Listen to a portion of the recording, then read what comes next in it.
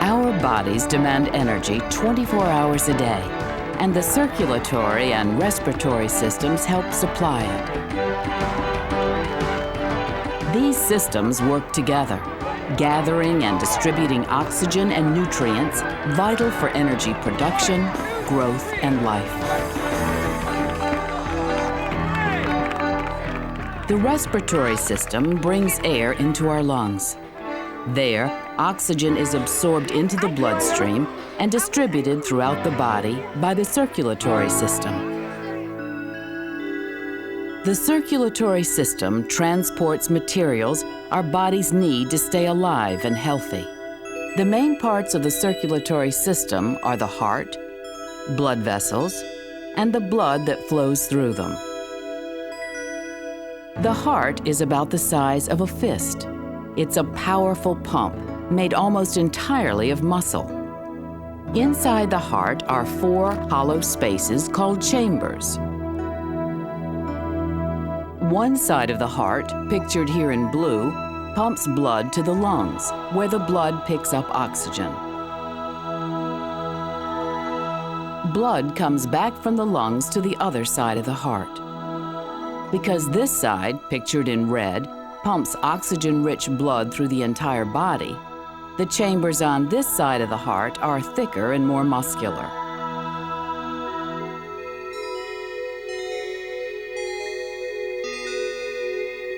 The heart circulates blood through about 100,000 kilometers or 60,000 miles of blood vessels.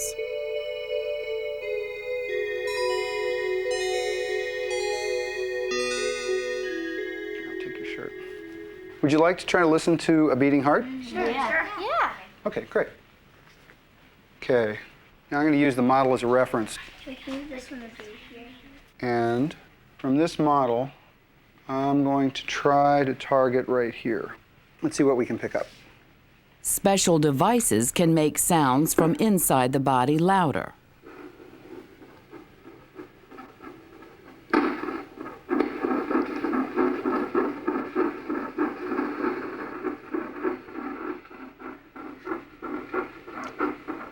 It's nice, smooth, rhythmic. What you're hearing is the rush of blood that the heart muscles are actually pumping. You're also hearing the valves opening and closing in the chambers of the heart.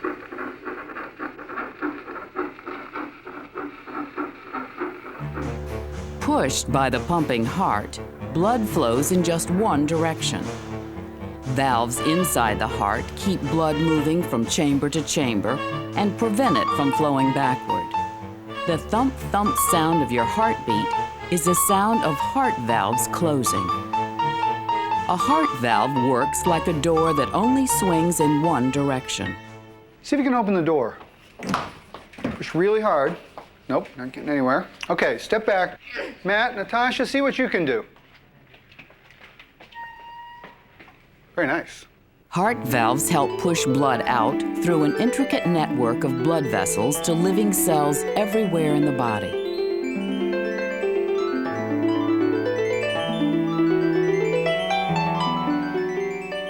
Let's go see what this pumping action accomplishes, what it does to the blood. Come on. So each time the heart contracts, the walls pull together and pump out blood, just like we could squeeze water out of this bottle. Each chamber of the heart is a pump. When the walls of the chamber squeeze together, they squeeze out blood, just the way you can squeeze water out of a plastic bottle. Whether you are resting or running, your heart pumps constantly. Okay, so let's take a look at how hard-working that pump is. So take a ball, if you would. The heart works automatically and incredibly hard. No other muscle in your body is as strong. If your arms were trying to keep up with your heart that whole time, can you imagine what your forearms would feel like?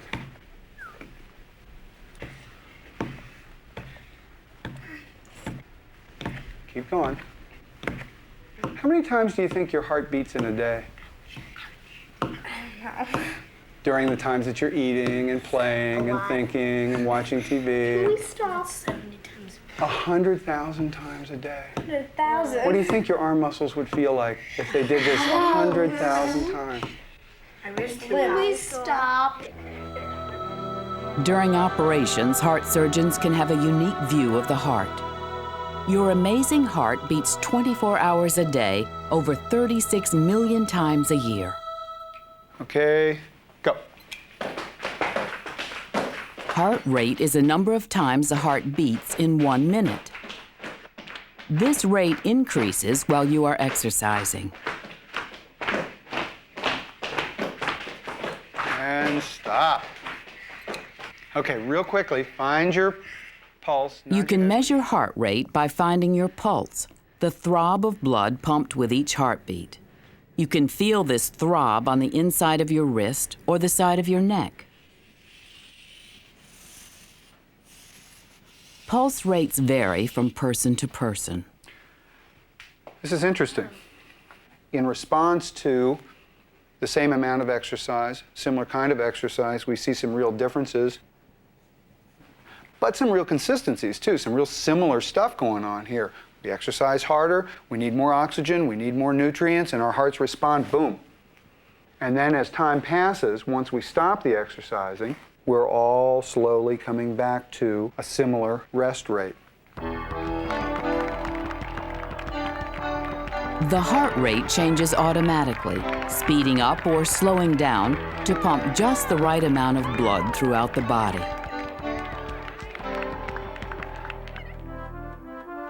Blood travels inside blood vessels. We have 3 major types of blood vessels. The heart pumps oxygen-rich blood into arteries. Arteries are the vessels that carry blood out of the heart to the rest of the body. Arteries divide into millions of smaller vessels that connect with even smaller vessels called capillaries. Capillaries are packed into every part of the body. Some capillaries are so narrow that blood cells can move through them only in single file. Oxygen and nutrients in the blood pass through thin capillary walls, supplying cells with energy. Cells release carbon dioxide and other waste molecules, which pass back through capillary walls into the bloodstream. Capillaries connect to larger blood vessels called veins. Some veins have one-way valves that help prevent blood from flowing backward. Veins return blood to the heart, blood that is now low in oxygen but high in carbon dioxide waste. The heart then pumps the blood to the lungs, where it releases carbon dioxide and takes on fresh oxygen. The cycle of circulation continues. Blood basically consists of a liquid called plasma and 3 kinds of blood cells. Medical technicians can study blood by separating out the syrupy plasma. Plasma contains dissolved nutrients, the food supply for every cell in the body. Plasma makes up slightly more than half the volume of blood.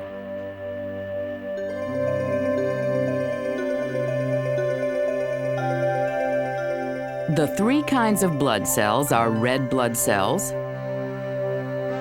white blood cells, and platelets. Red blood cells are small and very numerous. 1 drop of blood contains many millions of them. Red blood cells carry oxygen from the lungs to every living cell. Red blood cells also transport waste carbon dioxide gas from body cells back to the lungs. White blood cells help protect the body from infection by seeking out, surrounding, and killing invading bacteria. White blood cells also destroy worn-out body cells.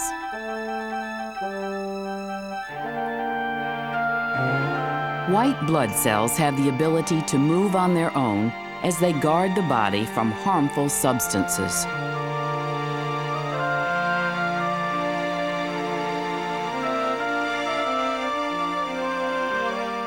A third type of blood cell is the platelet.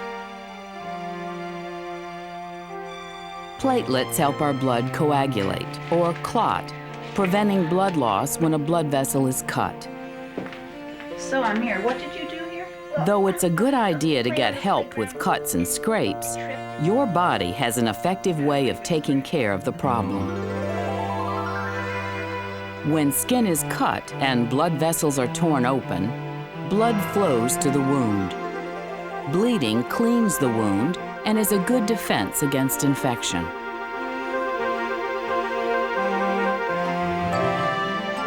Soon, blood platelets start attaching to the site of the injury and release chemicals that trap escaping blood cells with a microscopic web. Nearby blood thickens and clots into a scab. Healing takes place underneath the scab as new cells grow to mend the injury.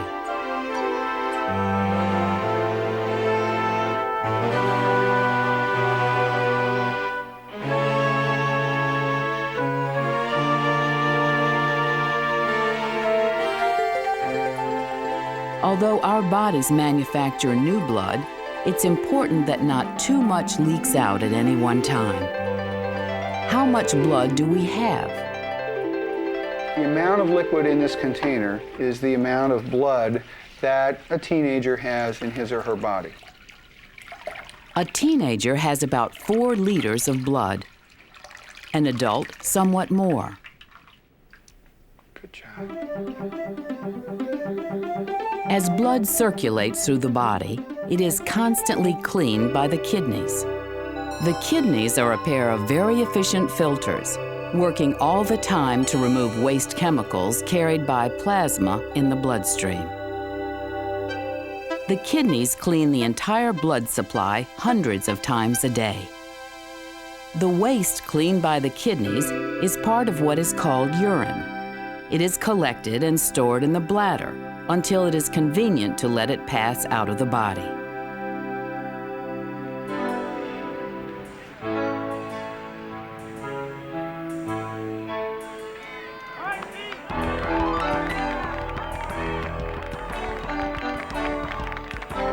The circulatory system works closely with the respiratory system.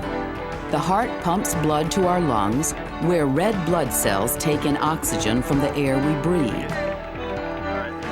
Stay there, guys. When we inhale, air enters the body through the nose and mouth. Nasal passages help clean, warm, and moisten air before it enters the delicate lungs.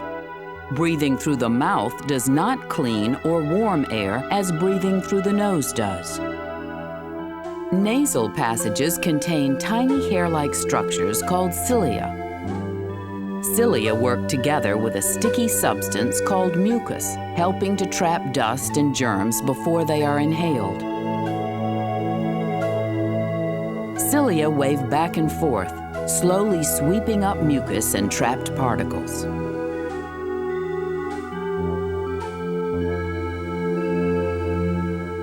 From the nose and mouth, air enters the windpipe, a hollow tube that is surrounded by rings of hard tissue called cartilage. Cartilage strengthens a windpipe and prevents it from collapsing.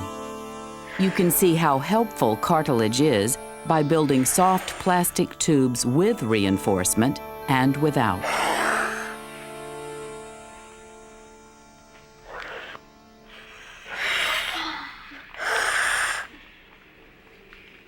So the air is coming down this tube called the windpipe, and if we remove these lungs, we'll be able to see further where the air travels. Try taking a really deep breath. Okay.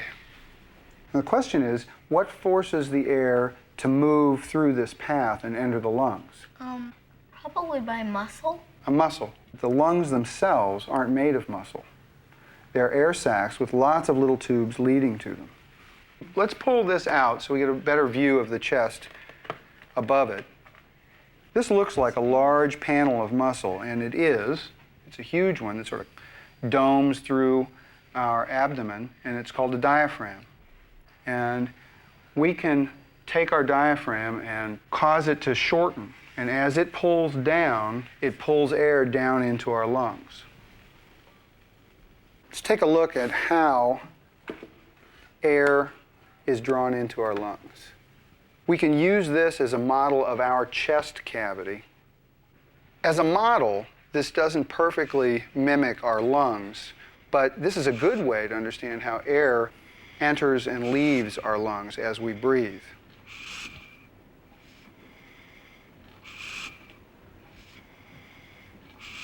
When we pull down on this diaphragm, why does air rush down into the balloons?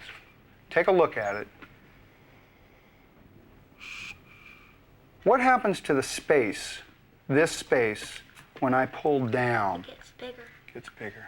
And so what would air want to do in a bigger space? Spread out. Spread out. Rush in and fill it.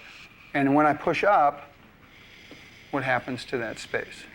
It gets smaller. It's smaller, and it's going to therefore force the air out.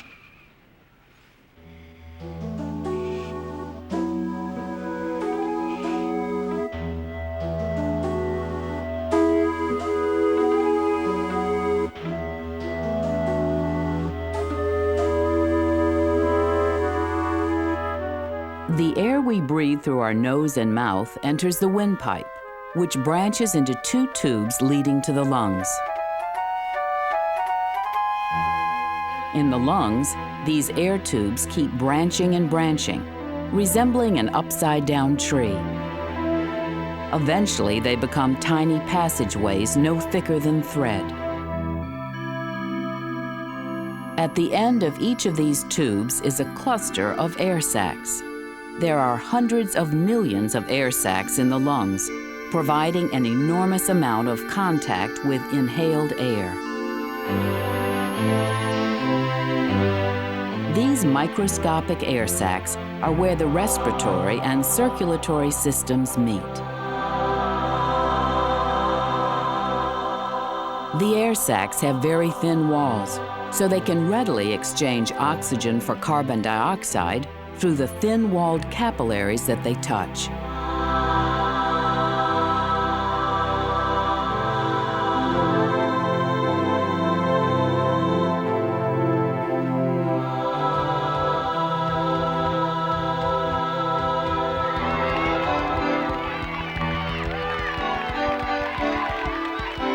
The brain controls the rate of breathing along with the heart rate, providing the body with just the right amount of oxygen.